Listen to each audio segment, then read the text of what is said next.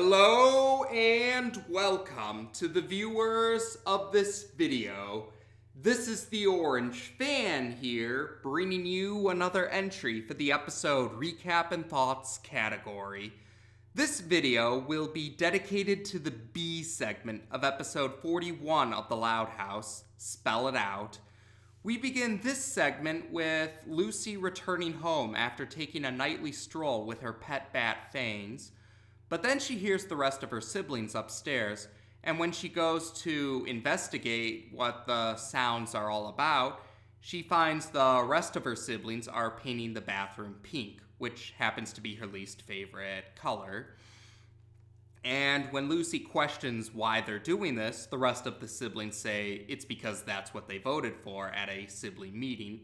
We then get a brief flashback of this sibling meeting where the siblings had to choose to paint the bathroom either black or pink, and they ended up voting for pink. But Lucy says she wasn't present for that sibling meeting, and she expresses her frustrations at feeling like the rest of her siblings are, in her words, walking all over her. But Lola brushes off Lucy's frustrations and just says she's exaggerating. After that, we get a few scenes where Lucy is trying to do some sort of hobby or activity, and in one case she wanted the last piece of a meal that they were having because there was an extra piece left and it was up for grabs. But in the case of the hobbies and activities, it seems unintentional on their part, but the other siblings end up disrupting Lucy from doing her hobby or activity. And in the case of the extra meal piece, Lola ends up claiming the piece for herself and saying she's surprised no one else wanted it, even though Lucy is trying to tell her that she had her hand raised first. After these frustrations, Lucy takes Edwin up to the attic to go to one of her dark places, but she finds that some of her siblings had put some extra items of theirs where she normally goes in the attic.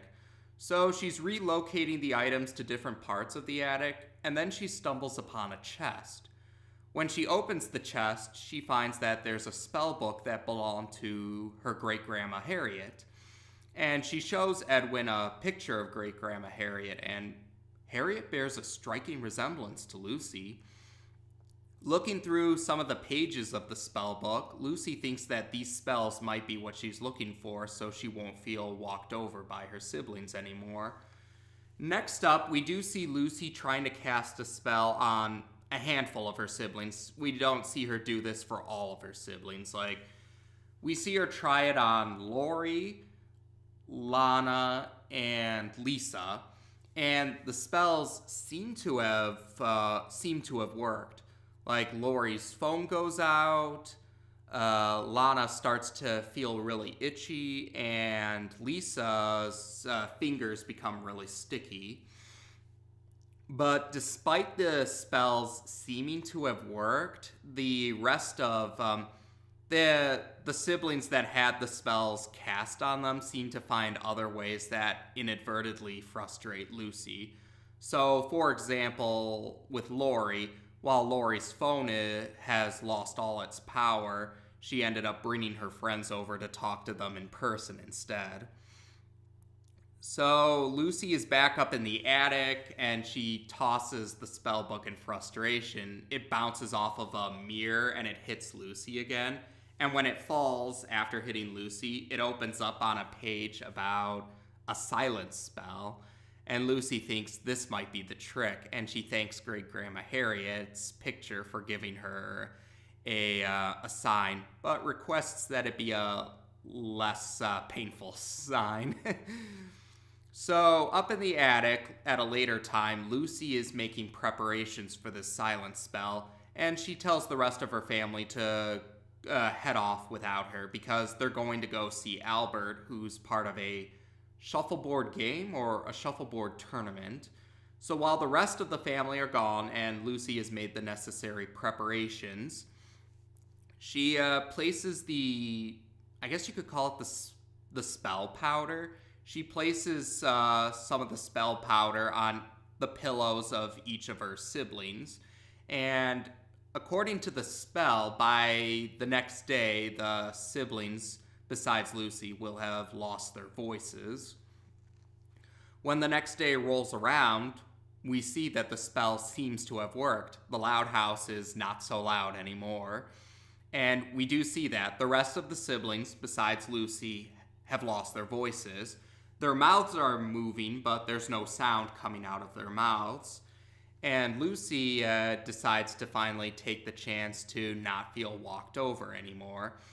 And so we see Lucy arranges for sibling meetings that pretty much go her way, and she claims certain meals that no one else seemed to have wanted, but really it's because they couldn't say anything. And well, the rest of the siblings are fuming about this, but Lucy has a satisfied smirk on her face. But later on, Lucy starts to see some of the bad consequences of her siblings losing their voices. The parents are talking as best as they can to the rest of the siblings, since, of course, the rest of the siblings besides Lucy can't talk at the moment, so the parents are how we and Lucy find out what's going on. So first up, Lynn was leading a team for a canoe meet, and we see Lynn and her team through a video, and Polly Payne seems to be one of the teammates on Lynn's canoe team, but the canoe team doesn't succeed at this meet, and they end up tossing Lynn off of the canoe in frustration. We see Lincoln's trying to play a video game with Clyde and Rusty, but Rusty misinterprets Lincoln's hand gestures as go for the attack, but Rusty's playable character does not make it. And then Lori's friends apparently don't want to be friends with her anymore because they're accusing Lori of giving them the silent treatment. Lucy feels bad about this, so she arranges for another sibling meeting to confess that she casted the silence spell on her siblings. And, earlier before the meeting, she did try to see if there was a way to undo the silence spell, and it seems like the only way to undo it is to transfer the spell onto herself. And she's fully willing to do this, thinking that she deserves it for casting the spell on her siblings in the first place. But then, now, since the rest of the siblings can't talk at the moment, they have to use other means to tell Lucy this. Like, they have to write it down on paper, use a chalkboard or a tape recorder, use hand gestures.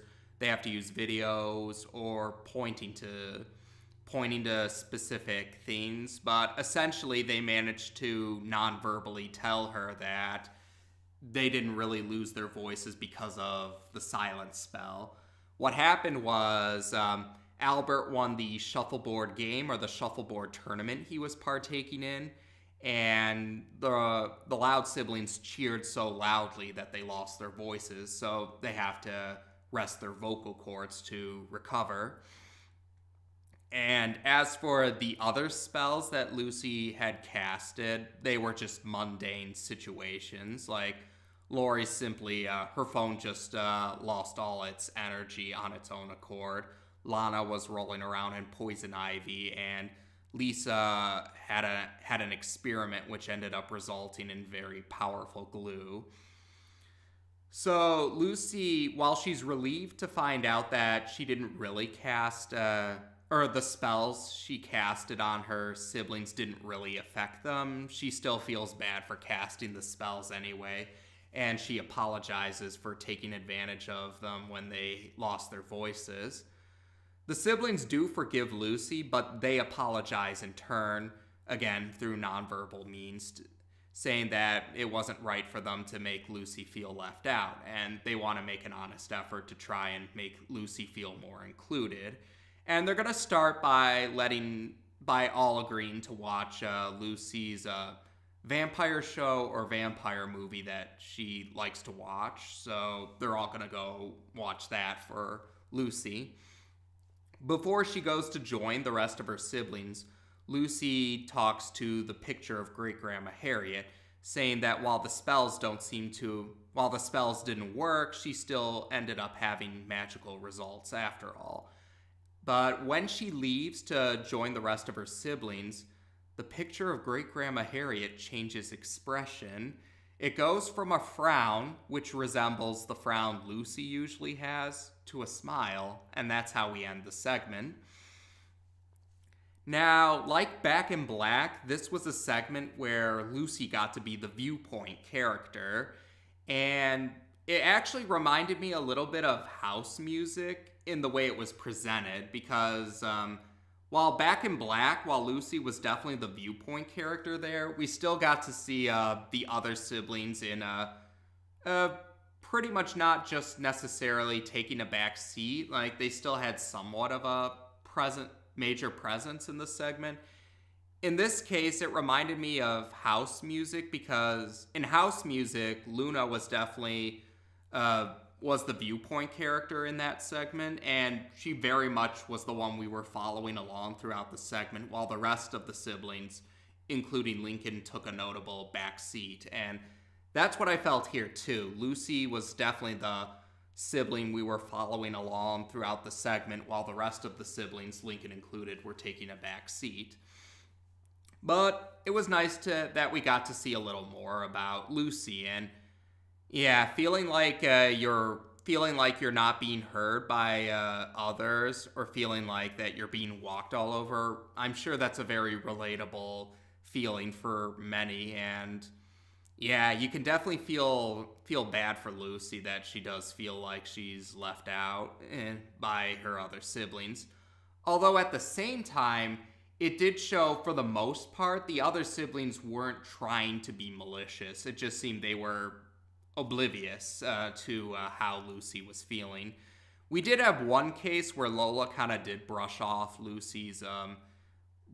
how Lucy felt and just accused her of exaggerating, but otherwise it felt like that it was not malicious. So I do think they did a good job at portraying everyone involved in a sympathetic light. Like, Lucy's frustrations were very understandable and valid, and at the same time, though, the siblings for the most part, weren't portrayed in a bad light about it. And at the end of the segment, we did see everyone owned up to how they could have handled things better.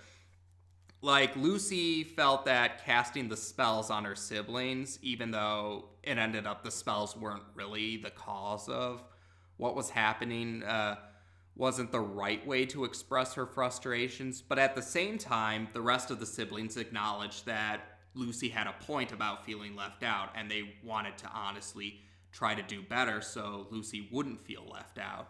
So I appreciated that. They were able to recognize all the sides involved, and they didn't invalidate any of the sides involved. So that was a good call. They recognized how there was a valid point, and they did it in a way that didn't vilify anyone. So I appreciated that a lot. That was a good thing in my book.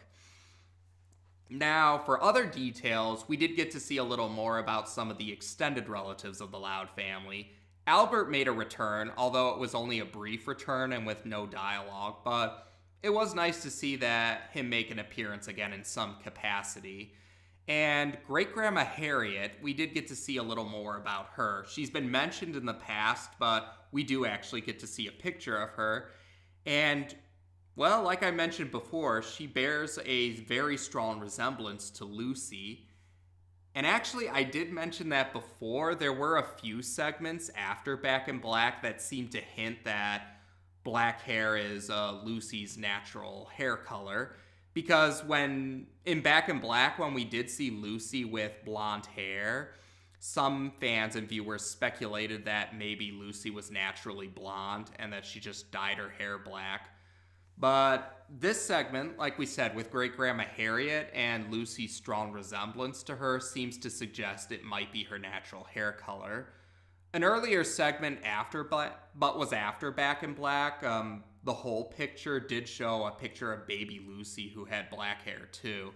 And I'm pretty sure that the Loud parents didn't dye her hair black. I don't imagine any parents dyeing a baby's hair a different color. But yeah, I think I'm going under the impression that Lucy probably does have natural naturally black hair. I mean, genetics has its quirks, so I think that it is just a quirk of genetics for Lucy, in Lucy's case.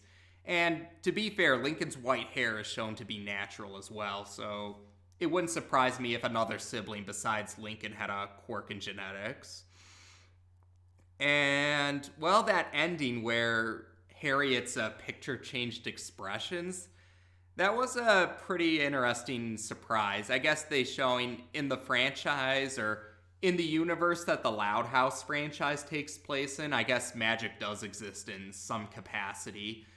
But then again, we did see other sort of not so realistic things happen, like, or I guess science fiction, yeah. Lisa making sapient trash, I guess, veers into science fiction territory. So that wouldn't be the first time we had something that doesn't seem so realistic, but I don't mind. It was a interesting ending there. Now, for other parts of the segment, that's right, yeah. When Lori was talking on the phone to one of her friends, she did bring up Carol. Now, granted, she didn't mention the last name, Pingree, but I'm pretty confident it's Carol Pingree, considering Lori was the one to bring up the name, and Lori was not too happy about bringing up Carol, so that leads me to think it was Carol Pingree she was talking about. And if you remember when